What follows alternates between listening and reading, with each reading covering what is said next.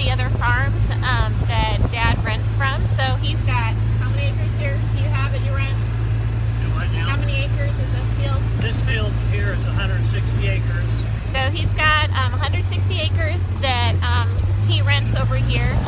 That's next to some land that we own behind Shawnee School.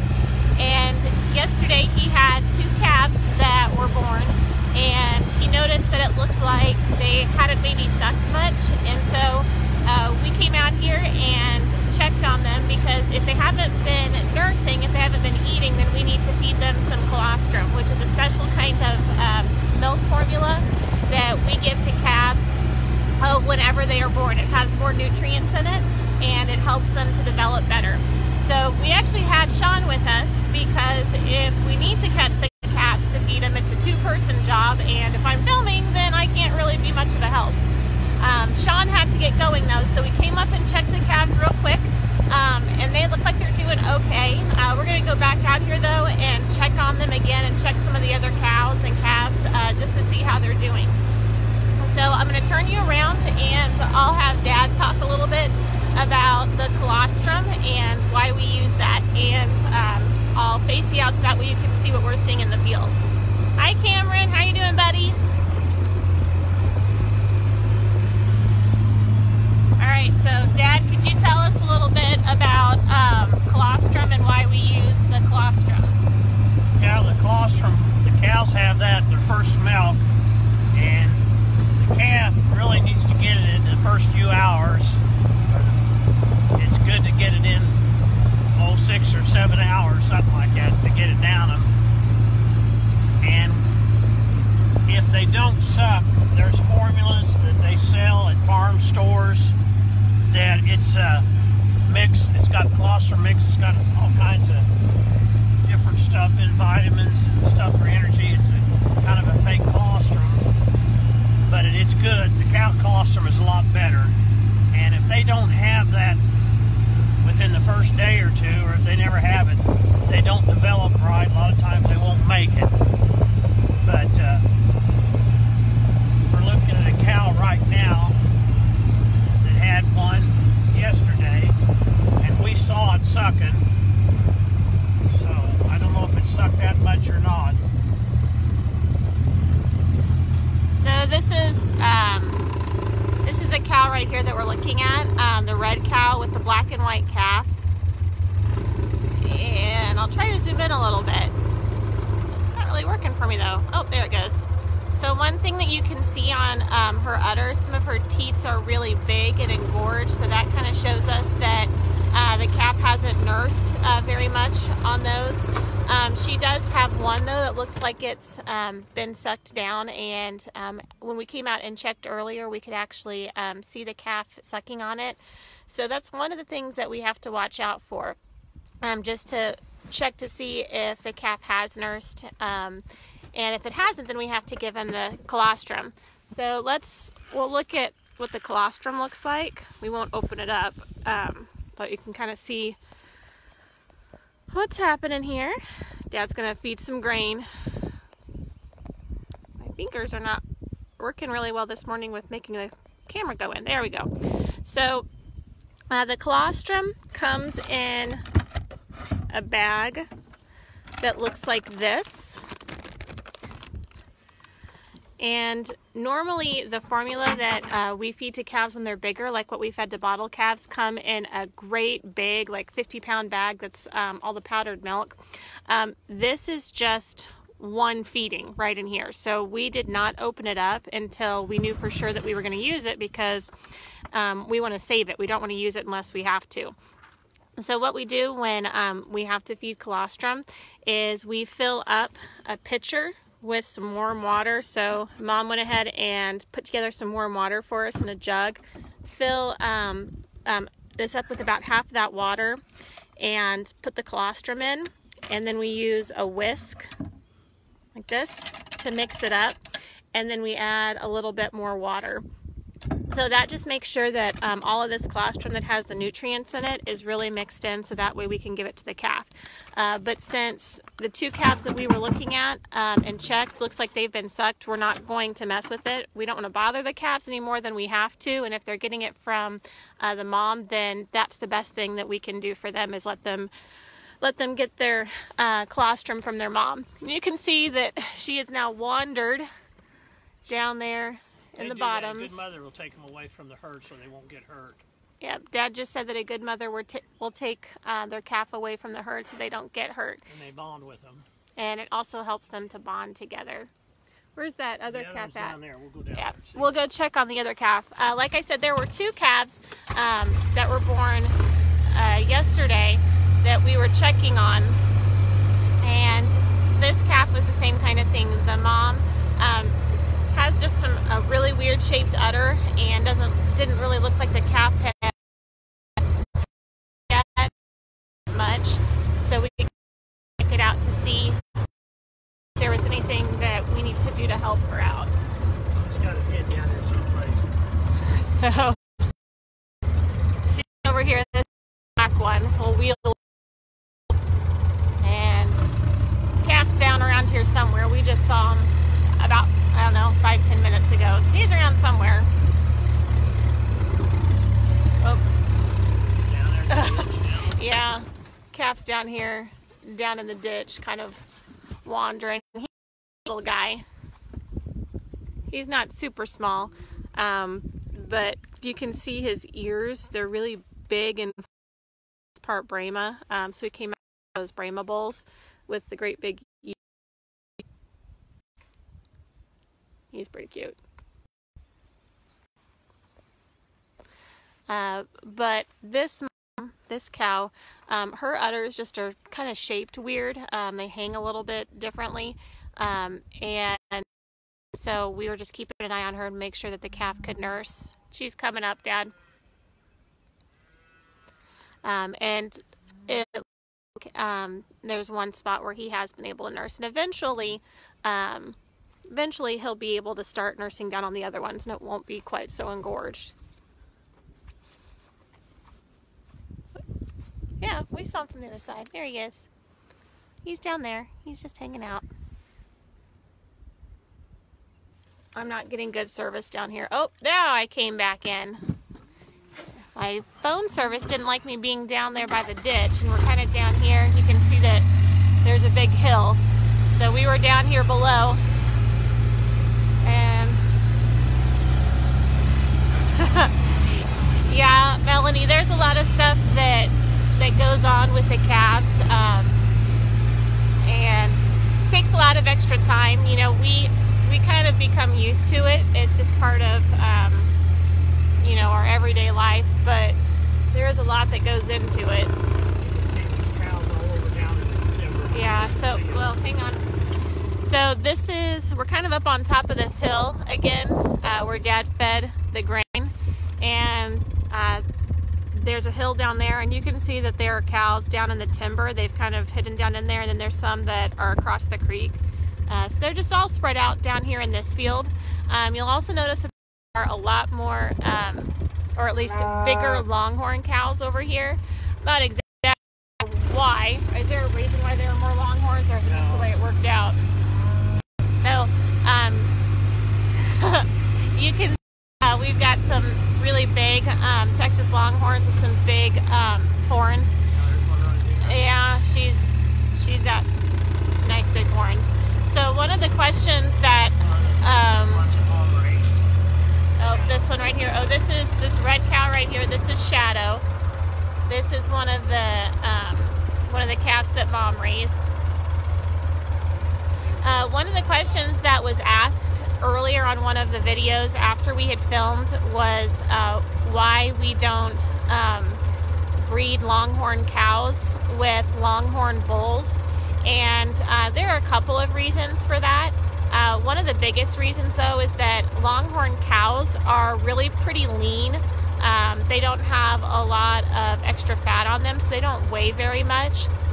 So what we do is we breed them with bulls that are bigger, like Brahmas or Angus or Hereford. Those cows, those bulls, are bigger, they're stockier, they have more meat on their bones. And so the calves that will come from that combination, they'll be bigger, so that way whenever we wean them and we then sell them at market, they will weigh more and will then bring more money. So then the question becomes, why do we even have longhorn cows? Why don't we just get Hereford cows or Angus cows? Well, longhorn cows are really good mothers. They take really good care of their calves and are able to calve and have calves much longer than some of the other breeds that we see. They're also pretty hardy, so they do well in this Missouri weather where we can go from, you know, really hot to really cold, and overall just seem much healthier than some of the other cows. Sometimes you'll see ranchers who have a specific breed, like Angus or Hereford. They won't have quite as many cows as we do, or they have more people, more hired hands that are able to watch and tend the cows. With our farm, we just have Dad, and so you know, he does a lot of work, but he's the one that comes out and checks all the cows and takes care of them every day. So it's good that these cows are pretty hardy and are healthy overall.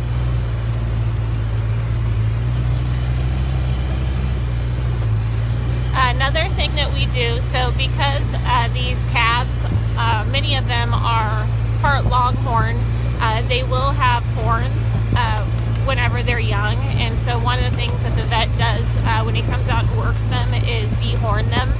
So we do that because whenever they go out to the feedlots after we've sold them, it can become dangerous for those calves. They can get their heads stuck in some of the feedlots.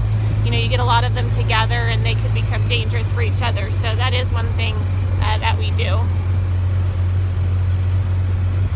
And longhorns, you'll notice they have lots of different colors. So they're usually kind of splotchy looking with lots of different color combinations. So you pair the splotchy colored longhorns with some of the different breeds of bull, you know, with the red Hereford or the black Angus.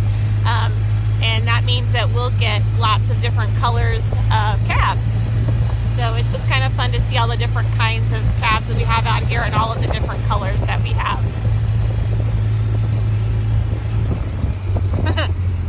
These are kind of fun.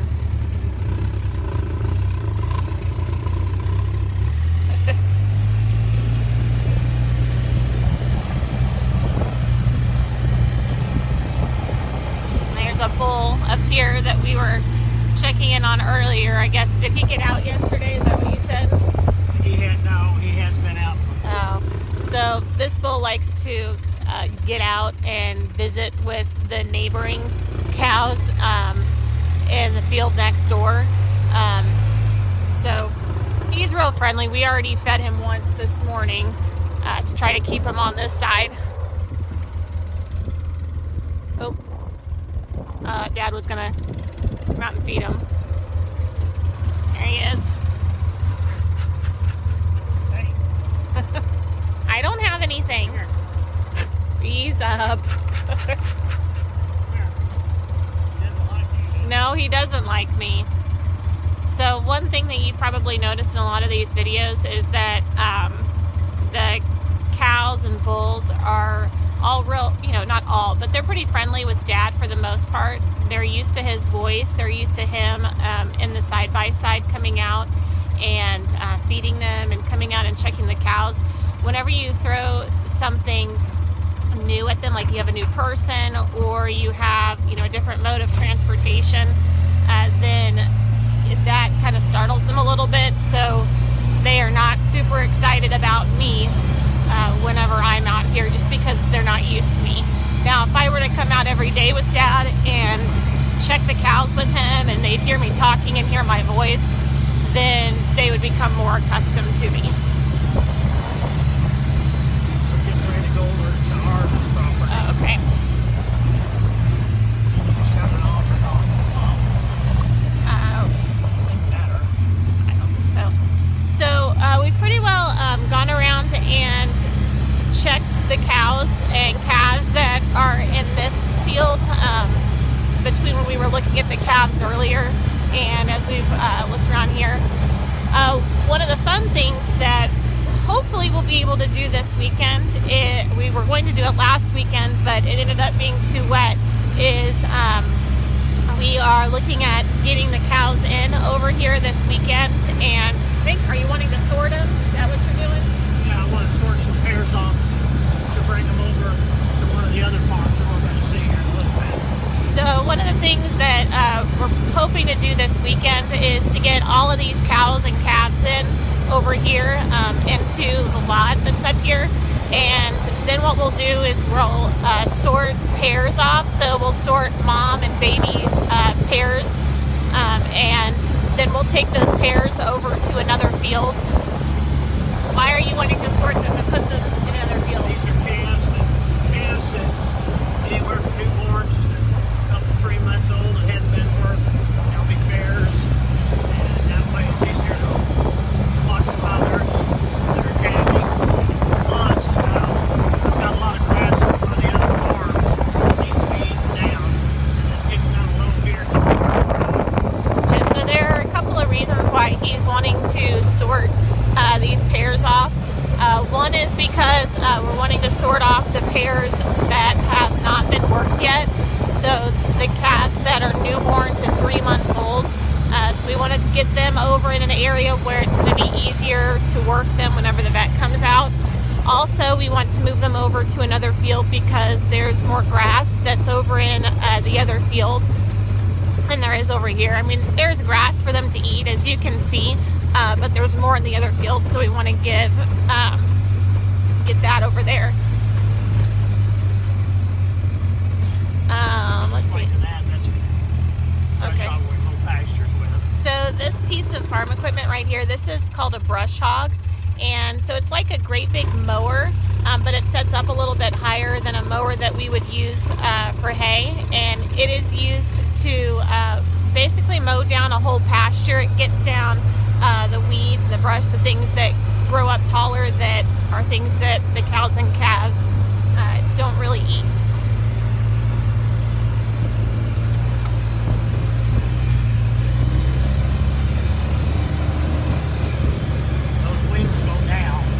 Yeah, the wings that you can see on the side of that, the sides that were folded up, those go up so that way it can be transported through smaller sized gates. But when it comes time to brush hog or to mow the field down, those sides can go down, and that way you can have more area that's mowed at a time.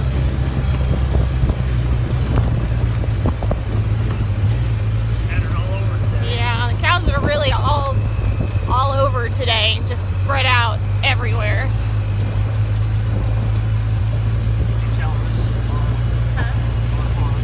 Nope. So I forgot to mention, when we went today, we've now crossed over into property that mom and dad own.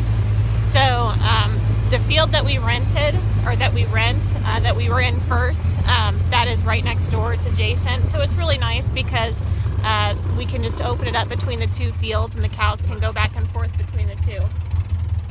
No. Red Angus bull here. Here's this is a red Angus bull, and you can see he's shorter, but he's real muscular, real stout.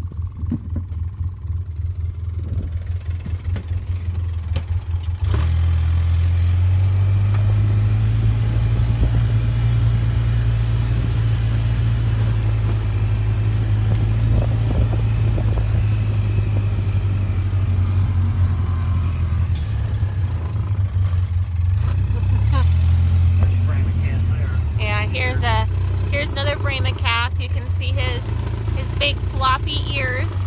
He also has little horns that are coming up. Kind of see them.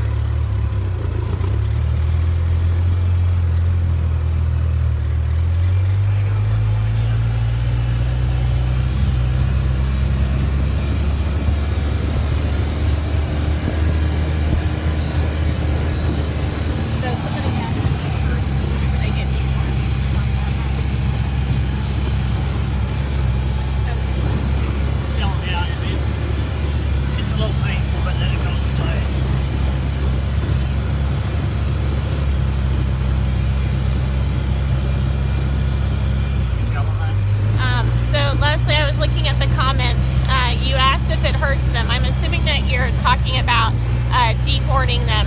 And yeah, I mean, I'm sure it doesn't feel very good. I mean, it's just like, you know, when we castrate the male calves, you know, there is going to be some pain whenever it happens.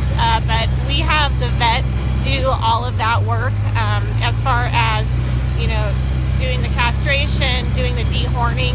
That way we can make sure that, you know, the vet is doing everything with what he needs to do, making sure that all of the tools are correct and making sure that the process is done correctly, so that way, you know, it can be as, not necessarily painless, but, you know, as sanitary as possible, so we can have the calves be healthy and give them the best of care.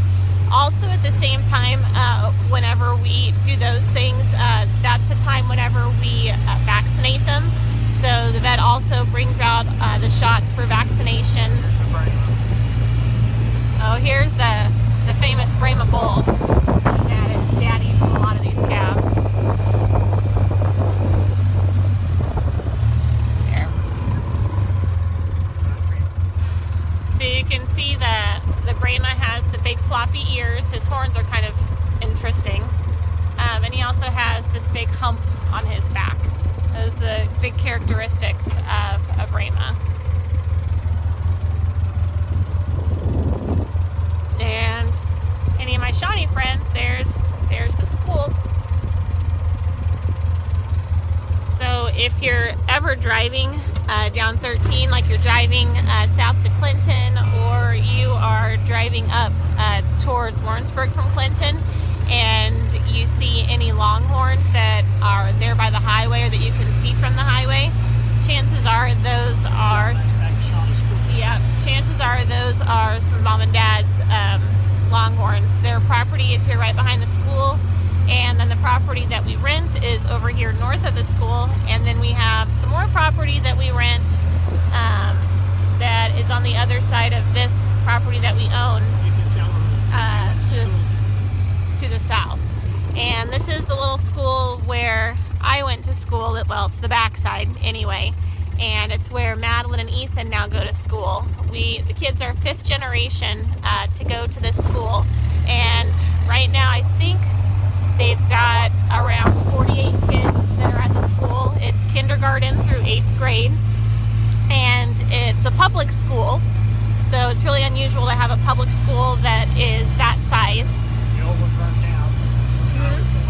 The old school burned down when I was in 7th grade. When Dad was in school, there used to be another school building that was Shawnee R3, and it was a 2-story brick building, and it didn't have the high school at the time whenever you were there, when it burned down. They didn't have high school there. That was, my dad went to high school there. So the building actually burnt down whenever my dad was in 7th grade, and so then they were shipped over. Were you at Leeton? Yeah, the Shawnee kids went to Leeton for the school year until they could rebuild Shawnee. And so the current building that you just saw the back side of is the building that was built where Dad was in, and then he graduated in 8th grade. Now the building has had a couple of additions since then. Tell about Mom, man. Yep, Mom. My mother was the principal and superintendent when I went to school there, kindergarten through 8th grade, and when Sean went to school there. And when I was in 4th grade, a bond was passed to do an addition to the school. So they built 4 additional classrooms and a library, and so I had that new addition built whenever I went to school there. And then, gosh, it's probably been, I don't know, 8 or 9 years now. They did another addition, and they built a new cafeteria area, a new seating area, and a cafeteria. Oh.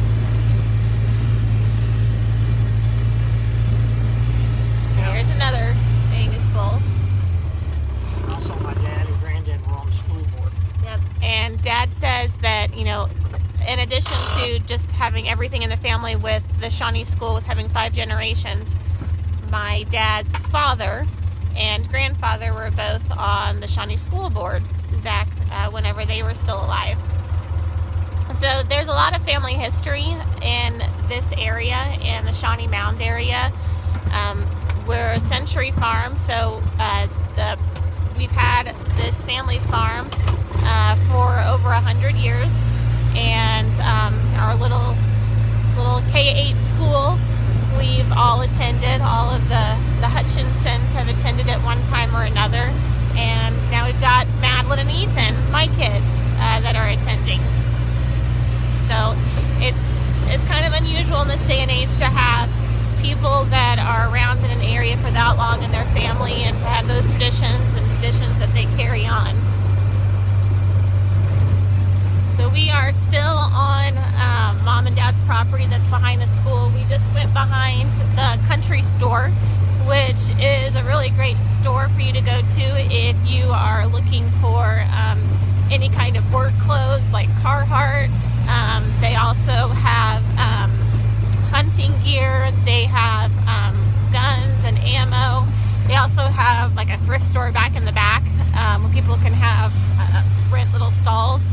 And it's also pretty fun to just go in there. It's kind of like when you go to Bass Pro and there's a bunch of stuff. There's a bunch of like stuffed animals that have been shot, and then stuffed, and heads that are mounted. Yeah, there's a giraffe in there, like a real giraffe, and all kinds of wildlife that is up there. So if you're ever going between Clinton and Warrensburg and you're looking for a fun place to stop in and just check out different things, or your kids kind of want to have a Bass Pro or a Cabela's experience, to go all the way up to the city, this is a great spot for you to go to. And it's locally owned and run in this area, and it's been around for a long time. So now we're at the edge of our property, and we're coming up to a gravel road here.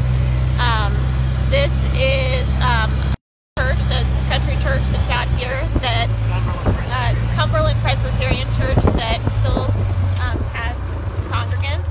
And across the road is where we rent some more land. So this is where I believe we're looking at moving the cows this weekend.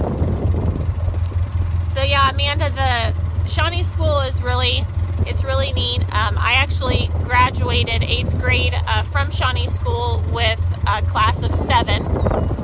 Madeline right now has a class of 3 in her 6th grade class, and I believe there are 2 in the 5th grade class. So the way Shawnee does their elementary classrooms, the kindergarten teacher is by herself with just kindergartners, and then all of the other grade levels are combined. So 1st and 2nd grade has one teacher, 3rd and 4th grade has one teacher, then there's 5th and 6th and 7th and 8th. And 5th through 8th actually departmentalize. So one of the teachers, the 7th and 8th grade teacher, teaches all of the ELA and social studies, and the 5th and 6th grade teaches science and math for grades 5th through 8th. There is not a high school in the Shawnee School District. The students in the Shawnee School District can go to Leeton, Chilhowie, or Clinton for high school. Whenever I was in school, almost all of the students would go to Clinton High School, but now it's switched, and most of the students go to Leeton. Leeton does a lot of sports with the middle school, and so there are a lot of kids that have been doing sports with Leeton youth for a long time, so they end up going to high school at Leeton. You can tell the woman that lives here, she's a retired school teacher. She taught at Clinton for several years. So the woman that lives here in this house that we rent the land from, she is a retired school teacher. She used to teach in Clinton for a number of years and has been a really good neighbor for us. We've rented from their family for many, many years. And I went to school with her son. He was one of my best friends. And Dad went to school with one of her sons and was one of his best friends. So, you know, there's a lot of connections out here in the country. Even when people move into the community, you still form those connections and form those bonds. And, you know, people that have been here for a while, you develop friendships with them, and you learn to lean on each other and support each other whenever you need things.